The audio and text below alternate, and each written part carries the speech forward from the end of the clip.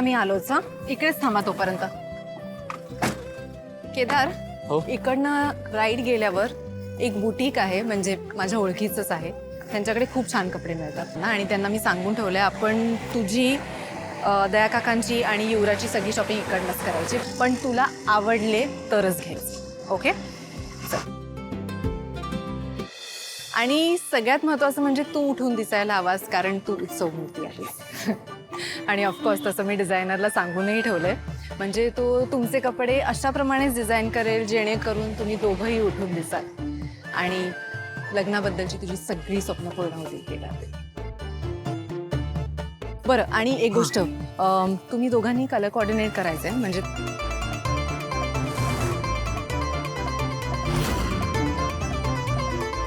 सकाळचे जे इव्हेंट्स असतील तेव्हा थोडेसे लाईट कलर्स घ्यायचे असतात आणि रात्रीचे जे इव्हेंट्स असतात ना त्याच्यात थोडे डार्क कलर घ्यायचे असतात. ओके? हो. सॉरी, मी सगळं तुला सांगते कारण मुलांना काही माहिती नसतं. चल जाऊया. काय काय झालं? काही प्रॉब्लेम झाला? नाही, काही प्रॉब्लेम नाहीये. हे सगळे इथे काय करताय? ताई ताई ताई ताई ताई, ऐक ना, ते चौरंग कुठे आहेत? चौरंग मला नाही आठवते का आत्ता. मी निघू का? मला उशीर होतोय. तुला आठवत नाहीये? एवढी काय घाई आहे? अगं तिला जायचंय ना केदारचे कपडे आणायला, हो ना? हां हो. तुला दुसरीकडे कुठे जायचं होतं का? हो. नाही नाही, दुसरीकडे कशाला? तिथेच जायचंय ना केदारचे कपडे घ्यायला. तिथेच जातेय मी. हा जा जा जा, लवकर जा ग, ते लोक पोचले पण असतील तिथे. आता तुम्ही माझ्याशी गप्पा मारत बसाल तर मला उशीरच होईल नाही, जा, जा, ना. चला बाय, मी बाय, निघते. Bye, bye bye. बाय. मगाशी तर ही नाही नाही म्हणत होती, आता कशी गेली? तेच ना, एवढी घाई लागली का जिजूला भेटायची? देवा, कोणाची दृष्टी लागू देऊ नको या दोघांना. ए जासूस, चला, आपलं मगाचं नाटक वाया गेलंय सगळं. कोणाला शोधतोस? नाही. आता कळतंय मला. काय करते? तारिणीची वाट बघतोयस? केदार, तू तिच्यापेक्षाही जास्त लाजतोयस. बरं, आपण आधी बुटीक मध्ये जाऊया, कपडे सिलेक्ट करूया आणि ती येईल. ताई, तिला येऊ द्या ना, म्हणजे तिच्या चॉईसनेच घेतो मग. अरे पण आपण एक काम करूया ना, आपण काही आउटफिट सिलेक्ट करून ठेवूया, त्याच्यानंतर ती फायनल करेल. का तुला तेही चालणार नाहीये? ओके फाईन, ओके फाईन, आता लाजू नकोस. बरं, मी एक काम करते, मी बुटीकमध्ये जाते, दया काका आणि युवराजसाठी कपडे घेते, त्याच्यानंतर तुम्ही दोघंही या, पण लवकर या प्लीज. हो हो, लगेच येतो.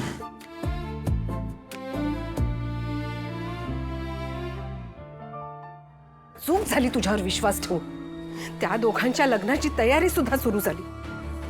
आपण हे लग्न करून स्वतःच्याच पायावर कुऱ्हाड मारून घेतलीये. एक्झॅक्टली. गाईज, हा खरंच खूप मोठा प्रॉब्लेम आहे. कळतंय का तुम्हाला? तारिणी आणि केदार ॲज अ कपल खूप जास्त स्ट्रॉंग आहेत आणि खरंच हे लग्न झालं ना, then they will be unbeatable. त्यांना घराबाहेर काढायचा हाच चान्स आहे. ते दोघेही वेगवेगळं असताना काहीतरी करायला हवं काकू. एकदा ती तारिणी या घरात लग्न करून आली ना, तर तिला या घराच्या बाहेर काढणं इम्पॉसिबल आहे. ती तारिणी या घरात मोठी सून म्हणून येणार आणि आमचे सगळे हक्क तिला मिळणार. काहीही करून हे लग्न थांबवायला हवं. हो मम्मा, पण केवढे प्लॅन्स केले आपण, पण एकही सक्सेसफुल होत नाही. म्हणजे ते जामखंडींचे गुंड आले होते तेव्हा ऍटलीस्ट त्यांनी तरी उचलून घ्यायला हवं होतं, पण नाही, त्यातनंही ती वाचली. असं काहीतरी व्हायला हवं ना त्या तारिणीला, की हे लग्नच होता कामा नये.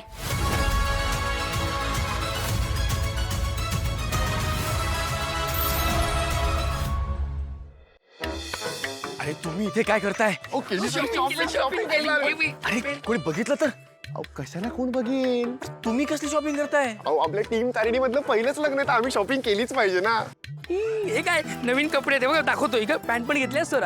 तुमच्या सगळ्यांमुळे ना एक दिवशी फसणार आहोत आपण.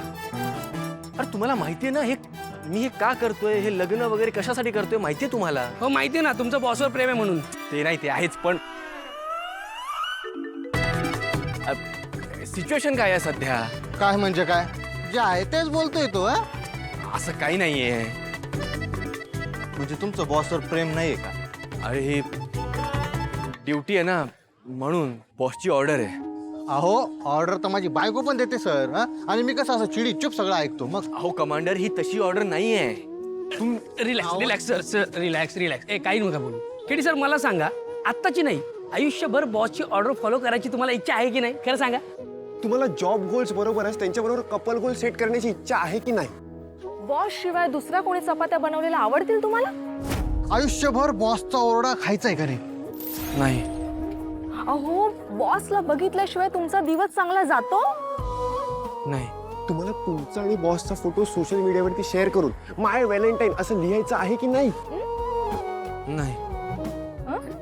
म्हणजे काय बोलताय तुम्ही? असं काय बोलताय तुम्ही? इकडे असं नाही. ते हे बघा, आता खरं खरं सगळं सांगून टाका. तुम्हाला बॉसची शपथ आहे. बोला बोला बोला बोला हो. मला ना अशी जेव्हा बॉस समोर येते ना, तेव्हा अख्खं जग थांबल्यासारखं वाटतं. सगळीकडे काळोख झाल्यासारखं वाटतं. कुठून तरी तिच्यावर एक स्पॉटलाइट येतो आणि त्यात ती अजूनच जास्त सुंदर दिसायला लागते. कुठून तरी अचानक व्हायलिन वाजतं.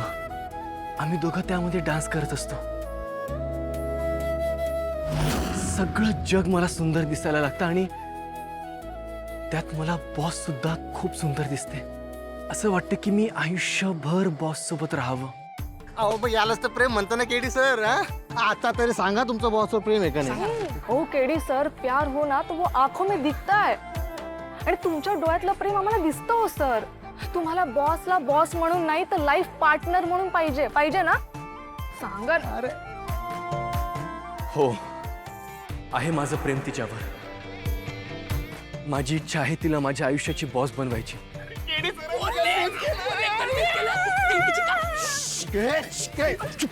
प्रेम आहे, पण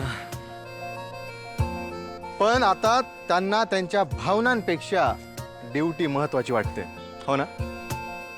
हो. हे असं आहे यांचं.